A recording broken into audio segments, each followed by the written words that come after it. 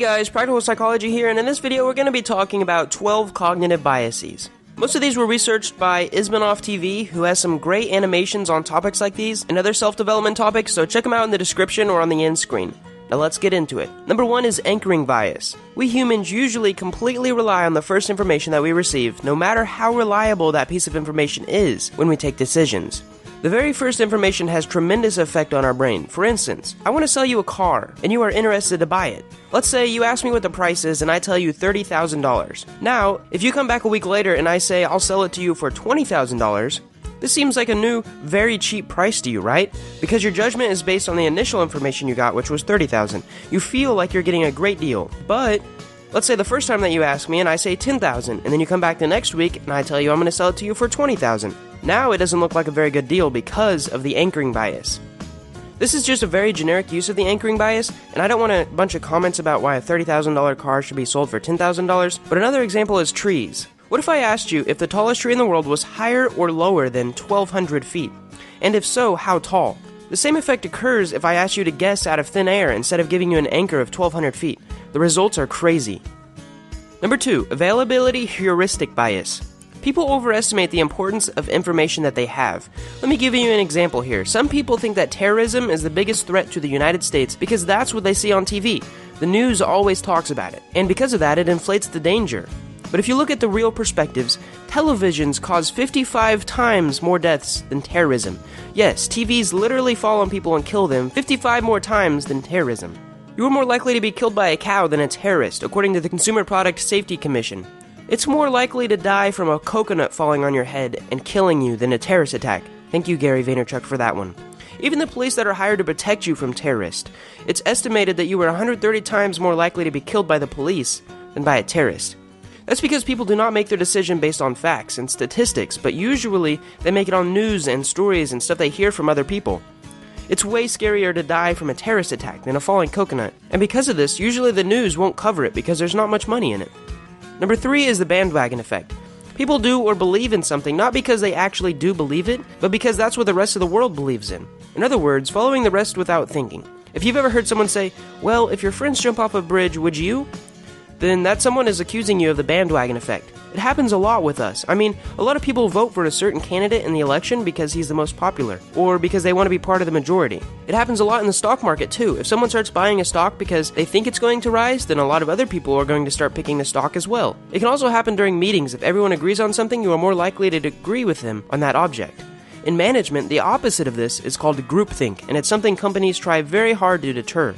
Because if 9 out of 10 people agree on something, but the last person doesn't and won't speak up, it could squelch a great idea.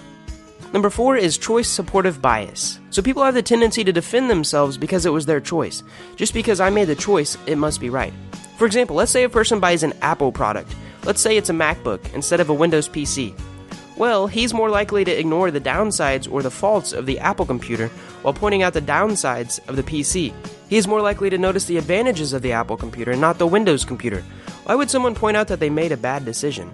Well, let's say you have a dog. You think it's awesome because it's your dog, although it might poop on the floor every now and then. The same goes for political candidates. Not the pooping part, but they both may suck.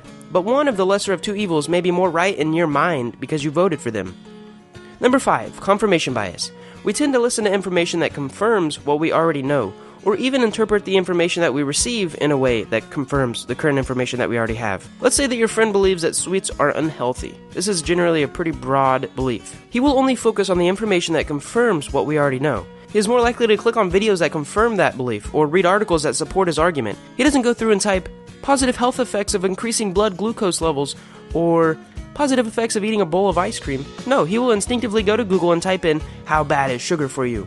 The confirmation bias is very dangerous in scientific situations, and is actually one of the most widely committed cognitive biases. Number 6, the ostrich bias. This is the decision, or rather subconscious decision, to ignore the negative information. It may also be an indication we only want to consider the positive aspects of something. This goes beyond not only looking for the positive information, but this is when there is negative information, and we choose to ignore it as an outlier. Sometimes, even when we have a problem, we try to ignore it thinking it will go away. Let's say you have an assignment to do. It's not something that you really want to do, so you may just keep on procrastinating with it, because your mind thinks that it'll go away, or is solved by ignoring it. Smokers usually, they know it's bad for their health, but a lot of them keep ignoring the negative implications of cigarettes, thinking it will not damage them or might stop them before anything serious will happen, because they consider themselves an outlier. To avoid finding out negative information, we just stop looking for it. Now, this could be a serious crime in many scientific research laboratories, and basically promotes ignorance. Number 7, outcome bias. We tend to judge the efficacy of a decision based primarily on how things turn out. After a decision is made, we rarely examine the conditions that existed at the time of the decision, choosing instead to evaluate performance solely or mostly on whether the end result was positive or not. In other words, you decide whether an action is right or wrong based on the outcome. This goes a little bit into consequentialism, but it goes hand in hand with the hindsight bias. Let's say there's a manager who wants to take the decision. His team and the data are telling him to make one decision, but his gut is telling him to make another decision. Well, he goes ahead and makes the decision that his gut told him to do. And then in the end, it was the right decision. Does that mean it's actually better to trust your gut rather than listen to your team who is advising you based on facts and statistics? Well, that's what the outcome bias is. You take the decision and base the effectiveness of your decision on the outcome, even if it was luck. Now, this is bad logical thinking and will actually lead you to ruined thinking and bad outcomes in the long run. Number 8, overconfidence. Sometimes you get too confident and start taking decisions not based on facts, but based on your opinion or gut because you have been correct so many times in the past. For example, you are a stock trader and you pick 5 stocks, and in a couple years, all of them turn out to be successful or profitable. It increases your confidence to a point to where you can start believing that whatever stock you pick will be successful. It's quite dangerous because you might stop looking at the facts and solely rely on your opinion. Check out the gambler's fallacy if you want more information on this. Just because you flipped a coin 5 times and it landed on heads doesn't mean that the next time there's more than a 50% chance of it landing on a head again. Ego is the Enemy is a great book about this bias, and I just made a book review on it. Number 9, placebo bias. When you believe something will have a certain effect on you, then it will actually cause that effect. For instance, you are sick and the doctor gives you a certain medicine. Even if that medicine does not actually help you, even if it's just made of sugar, you believe that it will help you, and it actually causes you to recover quicker. This might not sound very logical, but dozens of experiments have proven this. That's why, if you realize positive people usually have a positive life, and vice versa. The way you think is super important, and we've hit on this in previous videos. For the same reason, a lot of personal development books say that if you really believe something, you will eventually achieve it, or at least find a way to achieve it. Because the placebo effect will give you the motivation that you need. The mind truly is a powerful thing. And this actually isn't always bad thinking. In fact, you can use the placebo effect in our advantage if we use it wisely. There's actually a reverse of this, and it's called the nocebo, and this is when it is negative. Number 10, survivorship bias. This bias is when you are judging something based on the surviving information. Let me give you an example here. There are a lot of articles titled like, 5 things millionaires do every morning. Does that mean doing those things every morning will make you a millionaire? No, there are tons of people who did them and didn't become a millionaire, but there are also tons of people who did them and did become a millionaire. So these articles are primarily based on the ones who survived and reject all other people who did the same thing but did not become millionaires. Another example is to say that buildings in an ancient city were built using extreme engineering because they lasted so long. This is a bad conclusion because you aren't considering what ratio of buildings were built to how many that lasted. You're only seeing the ones that lasted thousands of years of weathering, when the other 90% have already washed away. It's hard to know what you don't know. Number 11, selective perception. I like this one. Selective perception is a form of bias that causes people to perceive messages and actions according to their frame of reference. Using selective perception, people tend to overlook and forget that contradicts their beliefs or expectations. Let's say, for example, you're a smoker and you're a big fan of soccer. You are more likely to ignore all the negative advertisements about cigarettes because since you are already smoking, you have this perception that it's okay to smoke. But if there's an advertisement about soccer, you are more likely to notice it because you have a very positive perception about it. This is actually something really interesting and has to do with how you perceive the world due to your subconscious mind and what it filters out.